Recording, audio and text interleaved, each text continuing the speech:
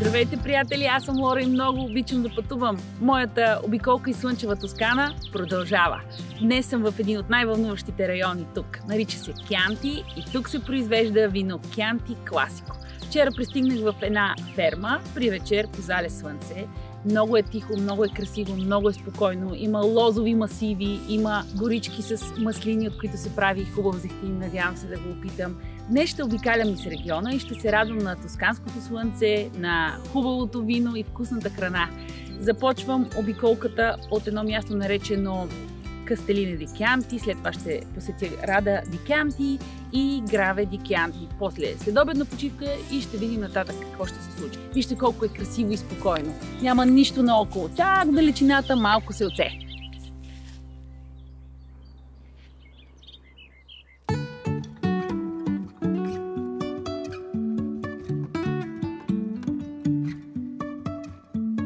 Life is a winding road, no telling where it goes. Driving through days and nights, won't stop for traffic lights. And I really wanna know, really wanna know.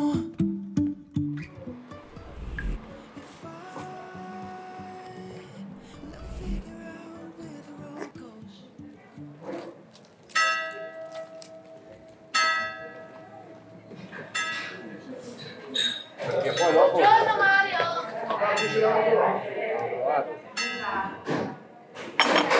Капучино, вкусна закуска. Намирам се в Кастелине ди Кянти. Градчето едва сега се събужда. Има местни хора. Не всички магазинчета са отворени. И от тук започва моята обиколка в този чуден район, който се простира между Флоренция и Сиена. Днес ще посетя, както и казах, едни от най-старите винени центрове, които са тук. И само от тези градчета виното, което се произвежда, има право да се нарича Кянти Класико. Плюс още някои, които днес нямам удоволствието да видя, но това е. Хапвам и ще се разходя из уличките. Рано е още за вино, но след това ще му дойде времето на него.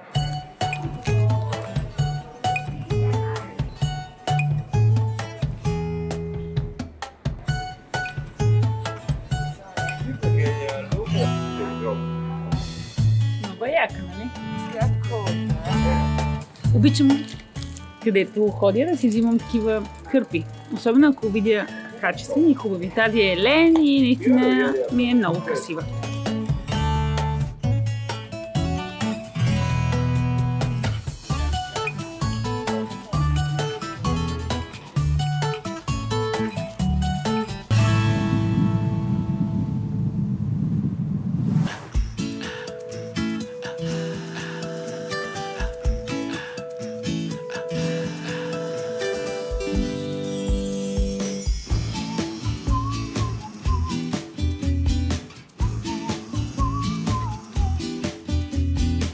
Беше ми супер приятно в Кастелини.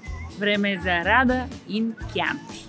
Много е хубаво, че на всички тези места няма коли в централните части, защото са средновековни градчета. Още по-хубаво, че и паркирането е супер добре уредено, то е платено. В случая и на двете места по 1 евро на час. Хайде към интересната част.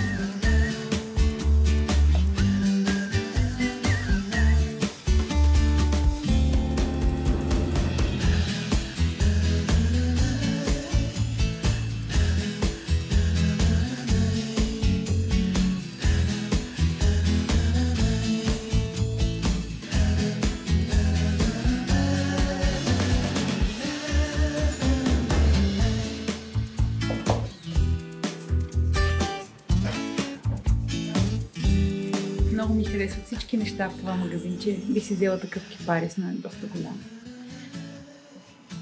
Ако има по-малички, то си взема един.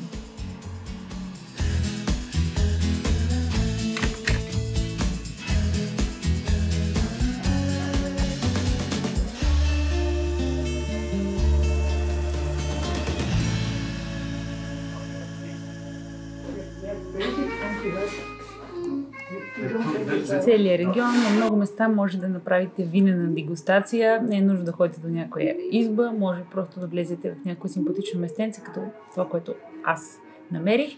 И сега ще дегустирам 4 вина от региона на Рада ди Кянти. Ето ги пред мен чашките с 50 мл от червената течност. Първите две са Кянти Класико, а останалите не. В района на Рада ин Кянти се произвежда предимно сорт Санджовезе, който е задължителен, за да може едно вино да се нарече Кянти Класико. То трябва да съдържа минимум 70-80% от този сорт, толкова характерен за Тоскана. Кянти не е сорт грозде, а район, в който имам честа да съм. Много е хубаво, че ми даваха и информация за района, за вината, които ще опитам, колко е цената им на бутилка, така че съм добре подготвена с информация, но няма да ви заливам с нея. Интересно ми беше да науча, че в Рада ин Кянти има 30 изби и много от тях произвеждат био или биодинамично грозде. Това е биопродукт, който ще опитам. Кянти Класико. Харесва ми, няма да използвам гръмки слова. Много приятно вино. Според описанието в това вино трябва да се долавят нотки на пипер, на капина и ягода. Има нещо пиперливо в носа, вярно е. Кянти Класико 2018 година. Цялата Тоскана могат да се правят вина, които носят името Кянти.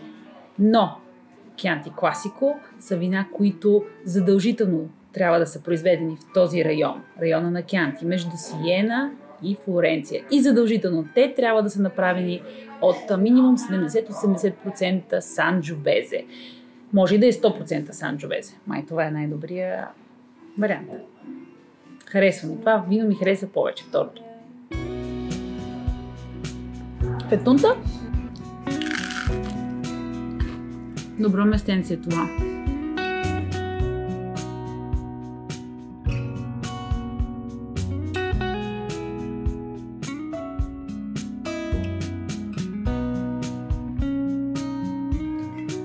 В салама се усеща резене. Това е тосканския салам. Класически, естествено.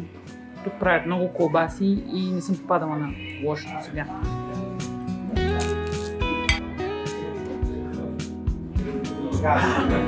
Много е приятно, че на това място, освен вино на чаша, човек може да пробва и дегустационна версия, което означава 50 мл. Така можеш да опиташ много и различни вина от региона. Бонисимо. Нещата стават все по-добри и по-добри.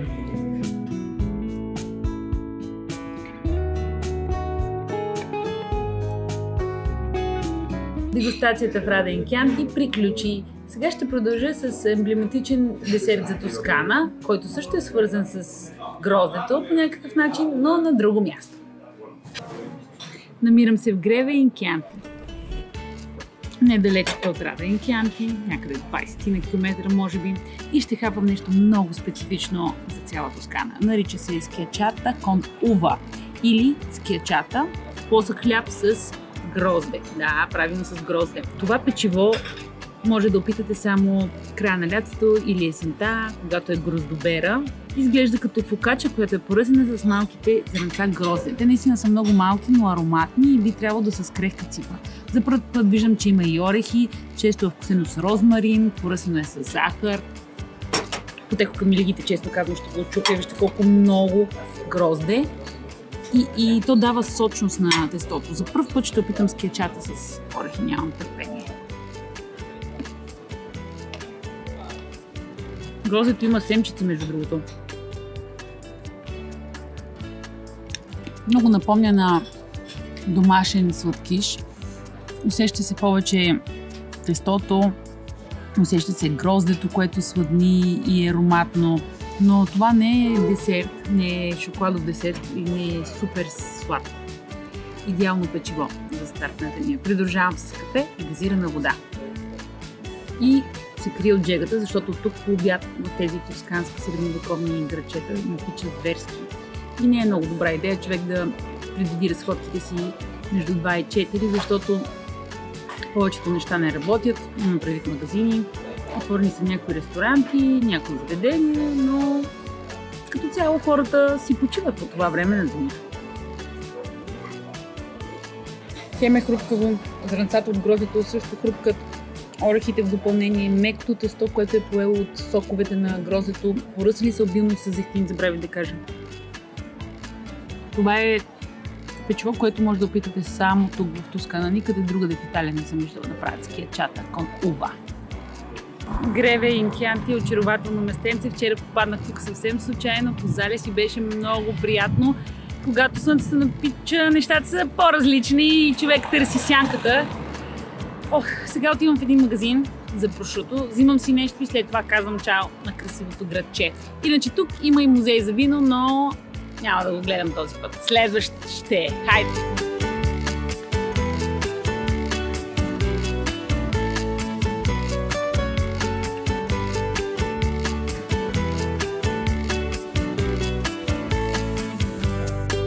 Това е едно от най-любимите ми неща. Гуанчале. Бекон от свински бузи.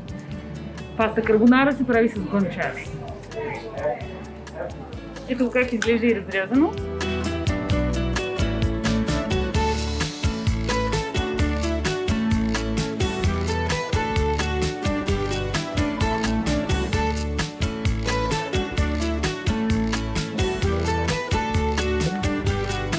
В България на много места може да се купи хубаво италианско прошуто, за щастие, но никъде не съм виждала от чинчаре, може би така се казва, чинчаре, или диво прасе. Ето дивото тосканско прасе. Имала съм близка среща с него преди години, когато бях на кантин в Марема. Видях малки симпатични прасенца, свободно ще кажа. Ще взема малко прошуто, което е нарязано вакуумирано, за да мога да го опитам с чаша Chianti Classico. То е много по-скъпо от другото. В случая струва 131 евро килограм. Това парче, тази бутилка 8 евро. Другото прошуто е някъде наполовина. Да, даже 41 евро е другото прошуто.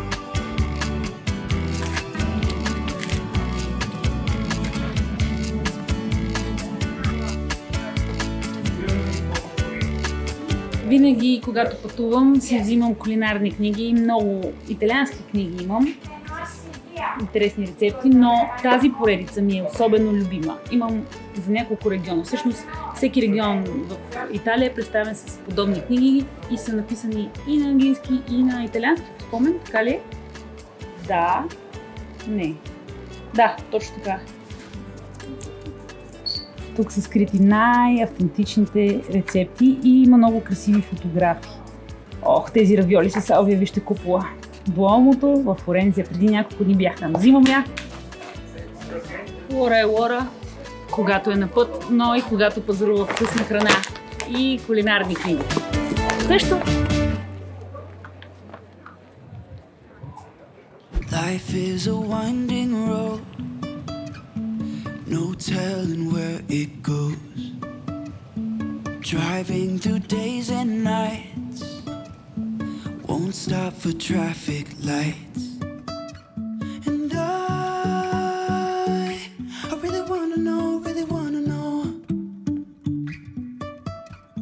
if I'll ever figure out where the road goes.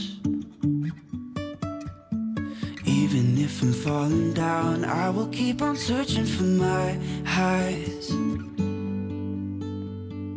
You can say I lost my mind, I will keep on holding my head high, even if the sky is falling down.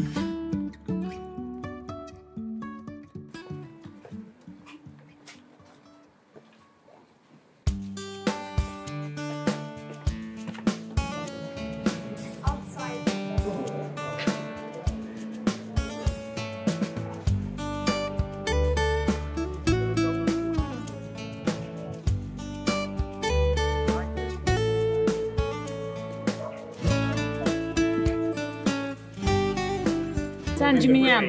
Това е едно от най-любимите ми малки градчета в Тоскана. Идвала съм тук няколко пъти и обожавам да се връщам отново и отново. Сега не съм била септември месец. Някои наричат Сан Джиминяно средновековния Манхат. В миналото тук колите са били 72 на брой. Към днешна дата мисля, че са точно 14. Но градчето е известно точно с тях. С своите коли, с своята неподправена атмосфера, много приятни магазинчета, заведения, които предлагат вкусна традиционна храна и някаква такава старинна, може би средновековна дори атмосфера, която е приятно човек да се потопи и да се разходи из красивите, чисти улици на това градче. Сан Джиминяно. След малко ще седна в някой ресторанче, ще пия местно вино, ще капна вкусна храна и ще кажа: здравей, Сан Джиминяно, аз отново съм тук.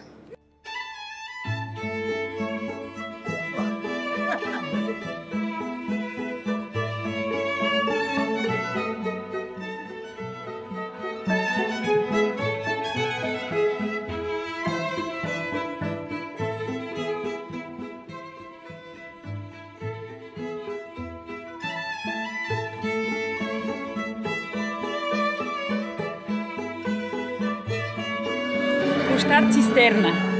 Ето го! Място за срещи, за снимки, когато е по-светло. Това е мястото точно на площад Цистерна. Хората, които правят сладолед тук, явно знаят как да го правят, защото са ги награждавали и станали са най-добрите сладоледаджии в света. Няколко поредни, мисля, поредни години. Било е отдавна, но все пак. Всеки, който дойде в Сан Джиминяно, опитва поне веднъж от този сладолед. Сигурна съм това. Сега да видим какво ще си взема.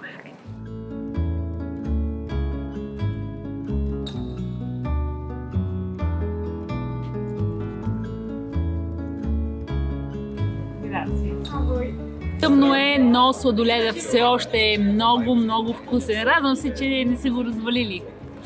Малко е вероятно за Италия, но все пак не е изключено. Взех си два вкуса.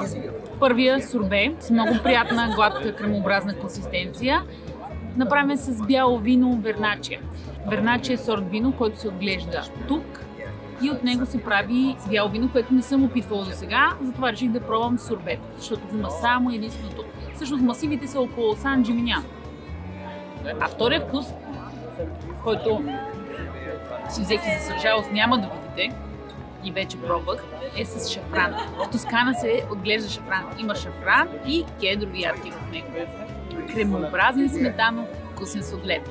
Хубавото на това място е, че винаги има изненадващи вкусове. Лимон е с бял цвят, такъв какъвто трябва да бъде, а шамфестъка не е с отровно зелен.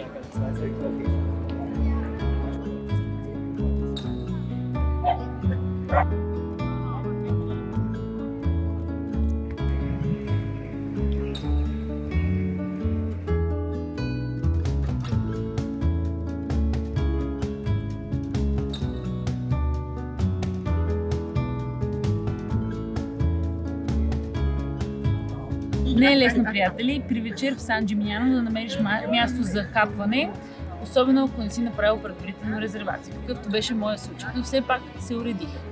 И вечерях тартар от говеждо порода Кианина, която е характерна за тази част на Тоскана, с черен летен трюфел. В Тоскана има много трюфели и хората постоянно идат всякакви неща с трюфели. Най-често паста и яйца. Аз също си поръчах паста, но тя беше с рикота, спанак и пекорино. Много ми хареса, малко по-тежка ми дойде. И подложих с чаша бяло вино от мястото, в което съм. Разказах за него по-рано. Това няма да е последното видео от Тоскана. Обиколката продължава, така че не пропускайте останалите, които ще се появят съвсем скоро в YouTube. Надявам се видеото да ви е харесало. Ако е така, споделете го с най-близките си хора, харесайте го и не пропускайте да се абонирате за канала ми, ако още не сте го направили. А пък ако цъкнете върху камбанката, ще станат чудеса.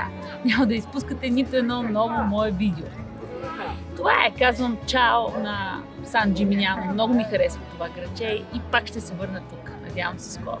Аз съм Лора, приятен път!